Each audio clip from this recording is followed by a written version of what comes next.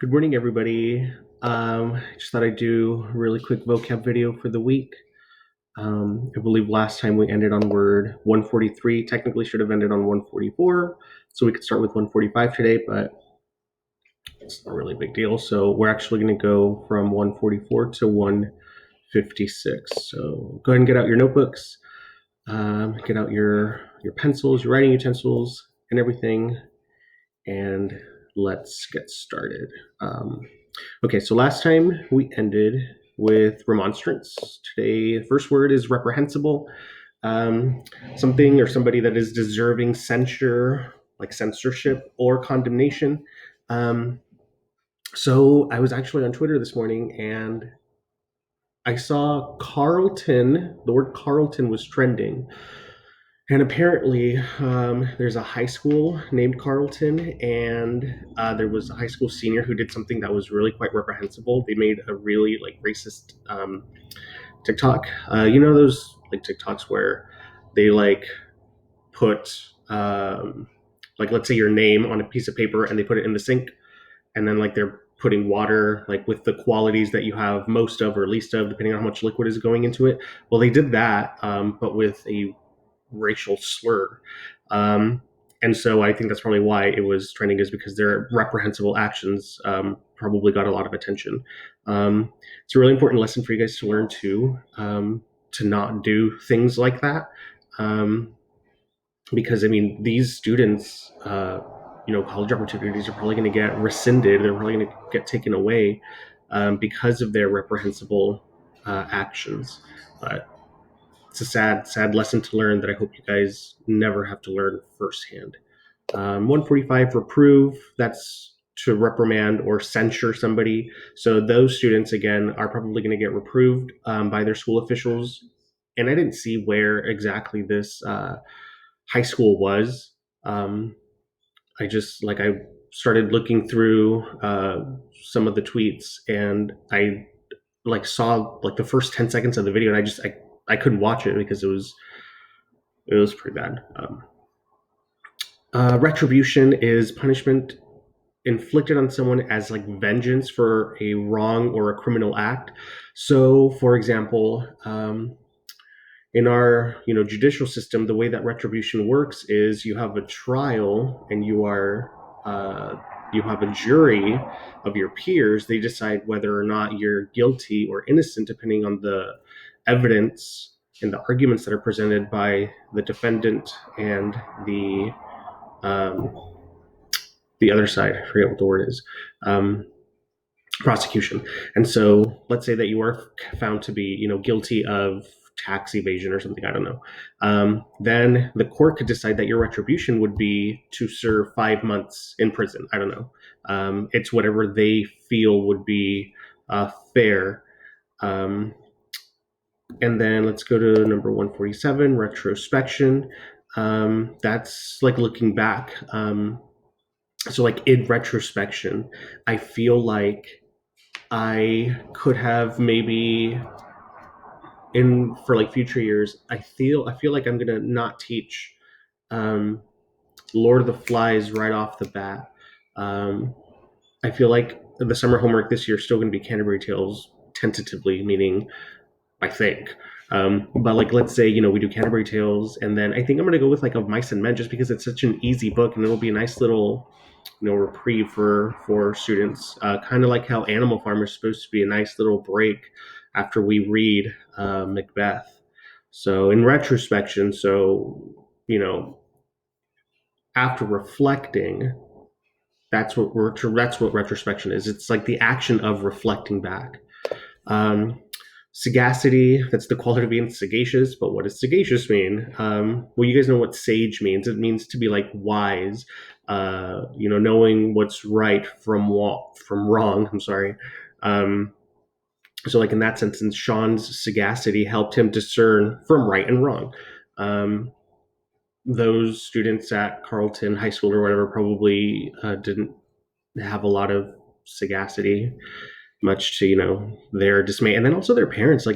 If that was my child or even one of my students, I would be mortified, so embarrassed. So probably angry too. Um, 149, Saucy. I think that Saucy was from Romeo and Juliet. There was a line, they called him a saucy fellow, which means just that you're like a little cheeky, that you're a little, um, you like test the boundaries with like double entendres or innuendos or something. Um, 150 is scrutinize, that's to examine or inspect something closely. So let's say, for example, that I am on a jury and the prosecution side presents some forensic evidence. Well, I need to know whether that forensic evidence has been scrutinized by people who have the authority to scrutinize forensic evidence. Like if I just take a look at something like this Food Network magazine, and let's say this is my evidence, right? I'm like, okay, this is forensic evidence. Speaking of, or scrutinizing, sometimes people see like these ads. This one's for tired of masking your depression. So they are advertising Rexulti, but on the back of this ad, you have this tiny, tiny little print that a lot of people need to scrutinize for some side effects.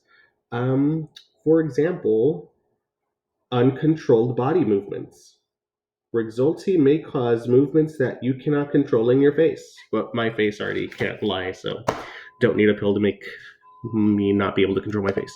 But anyway, scurrilous is making or spreading scandalous claims about someone with the intention of damaging their reputation. So a few years ago, there was actually a student who started spreading some rumors about a teacher, and they were like, "Oh yeah, she has been like texting like through her personal phone number students, and it's usually like at midnight or like 1 a.m, which was not true about this teacher. And they did it because they wanted to like fire her or something, but they investigated, and then the students who were making up these rumors, sorry, my Google clock, the ones who were making these rumors were actually suspended. Um, Again, reprehensible action that you shouldn't have, or that they shouldn't have done. Number 152, sequester, which is kind of what we're all in right now. We're all isolated because, of COVID-19. Speaking of COVID-19, I got, an alert about, like, with an update with the county statistics. I usually get one in the morning around 10 o'clock right now, and then usually one around 4 p.m. If you guys wanted to sign up for these texts also, if you're inclined, I can tell you what you could do. It's from Stan Aware, which is the county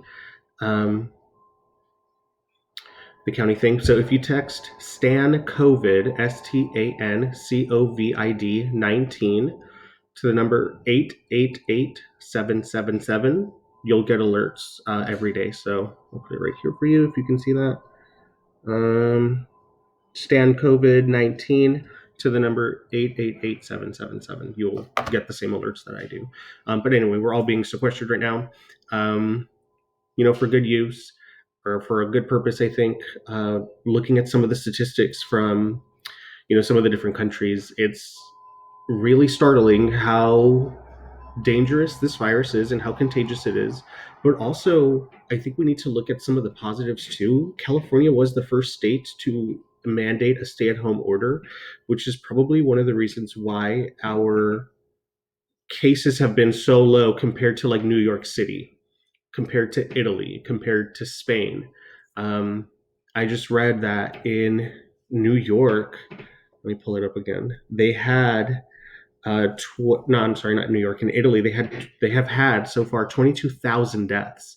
And that statistic is, those are 22,000 different, mothers and fathers and sons and daughters and aunts, uncles, cousins that were in somebody's life. And that is probably one of the reasons why I like focusing on that, I think has made me really be thankful, that we are in this stay-at-home order. Okay, 153, sinewy. That's of a person, somebody who's like lean and muscular. So think of like Curly from Of Mice and Men. He probably was a little sinewy because he liked to box. and then he tried to, or rather, he tried to fight Lenny, but his poor little hand couldn't really take it very well. Let's go to 154. Squelch.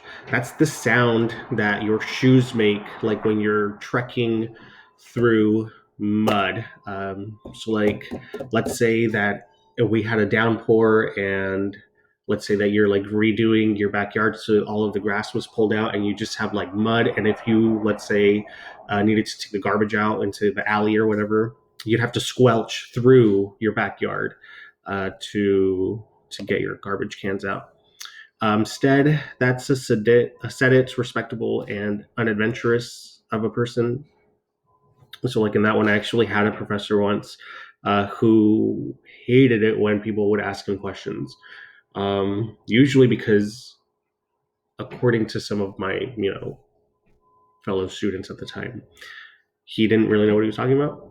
It was a class on Shakespeare, and I thought he did fine, but some of my friends were like, yeah, he doesn't really know what he's talking about. He usually goes on these like tangents that have nothing to do with Shakespeare. He goes onto these tangents about his kids and about Milton, which is another British author that we don't need to concern ourselves with. And then finally, stupendous. That's something that is extremely impressive. So while California does have its issues, with homelessness, with the way that our legislators govern, I think that our leaders have done a stupendous job in this coronavirus quarantine, stay at home fiasco that we're at. A lot of people thought that maybe like Manistee City schools could have shut down earlier, which is understandable. But again, probably, dictionary.com's word of the year is going to be unprecedented because this has been something that nobody has ever gone through. Most people who are alive anyway. I know that there are some, 105 or 110-year-olds who lived through Spanish flu in 1918, 1919, 1920-ish. But I mean, I don't think any of us, I know none of us have, lived through Spanish flu either. Anyway, that's the vocab for the week.